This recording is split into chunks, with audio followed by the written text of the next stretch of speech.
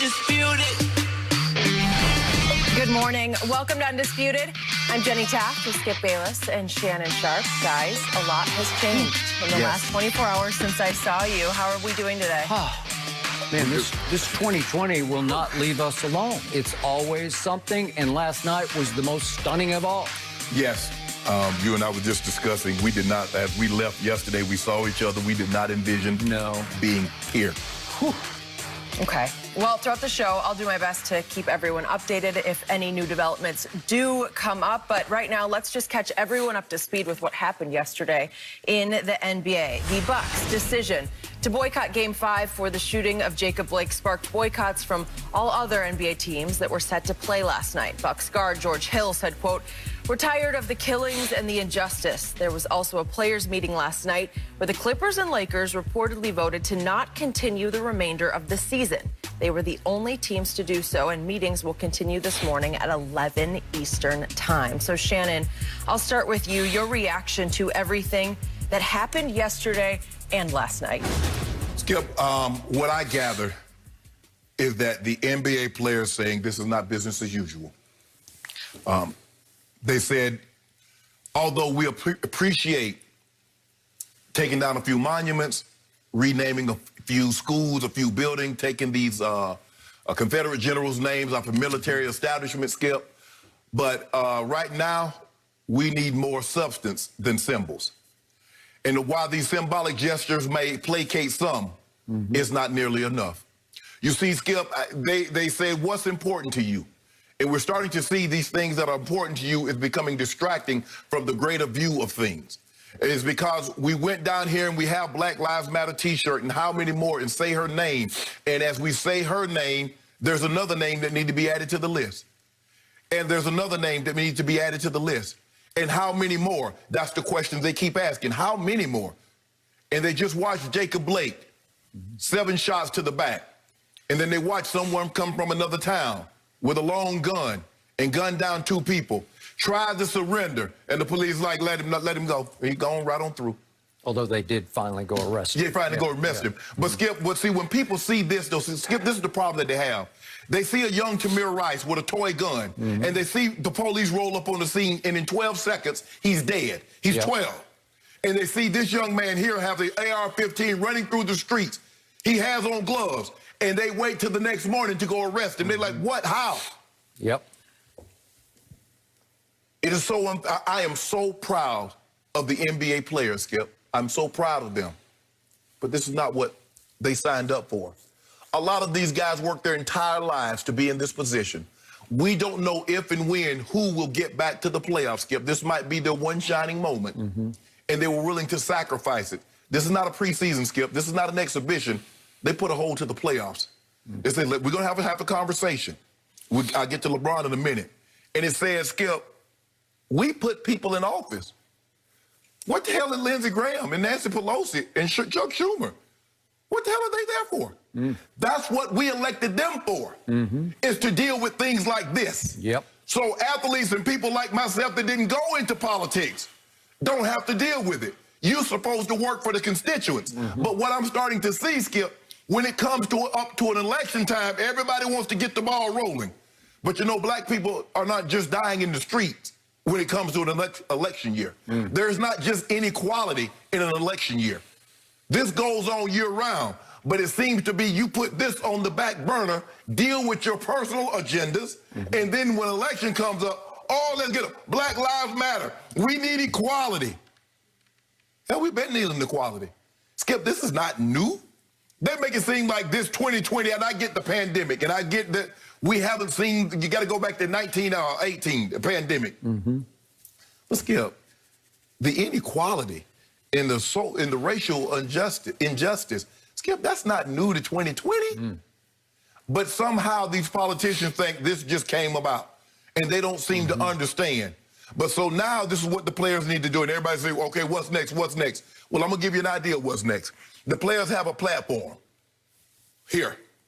Now you have people that's been dealing with these issues for 40 and 50 years. I got to, you know, the National Action Network, the NAACP Legal Defense Fund, African American Policy Reform, the Advancement Project, things of those nature. You see, Skip, The NBA players are the computer, but a computer doesn't work without software.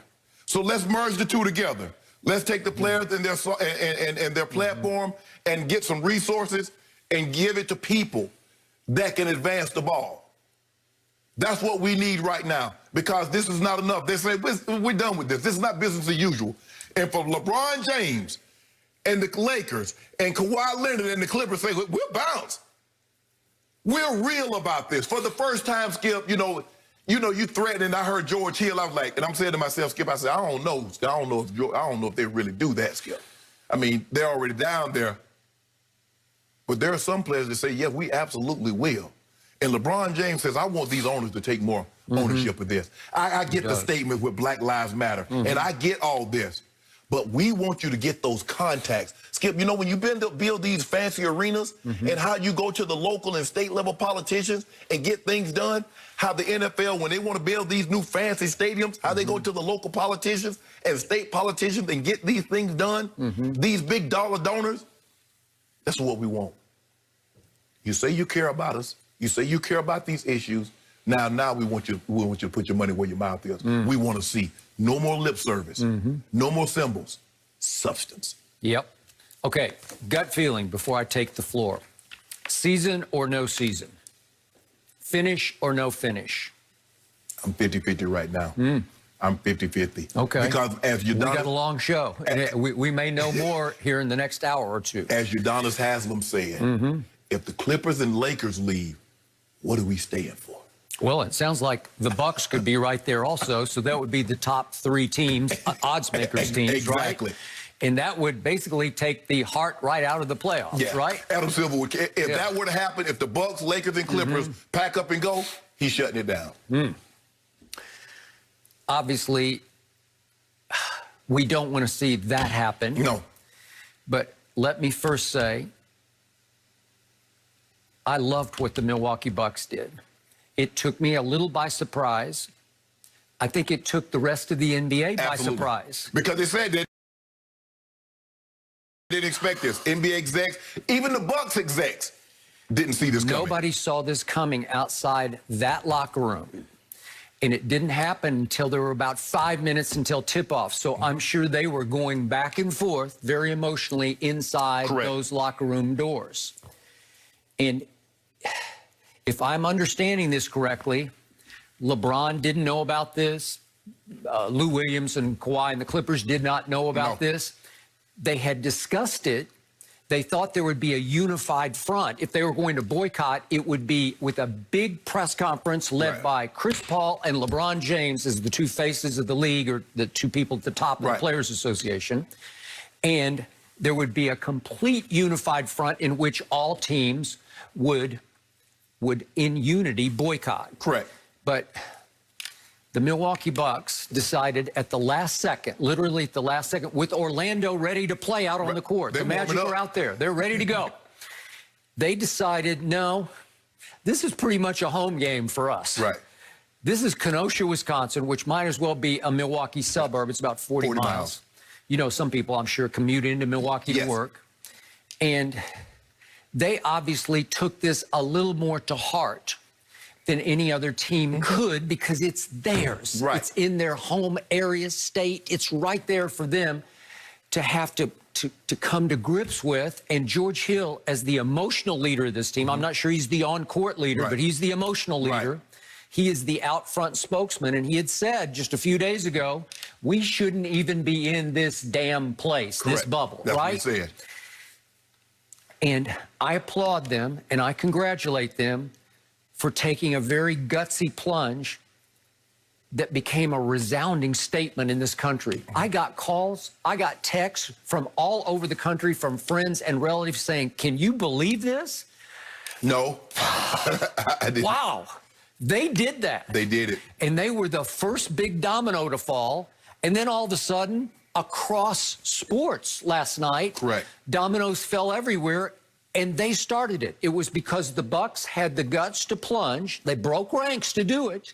They went prematurely, but they did it. But you know who the big dog was? Giannis. Well, I'm sure he was. If Giannis says we're playing, they're playing. No, I got it. I got it. So I did love the statement of it. And again, is it going to end racism in the United States? No. No. But it was a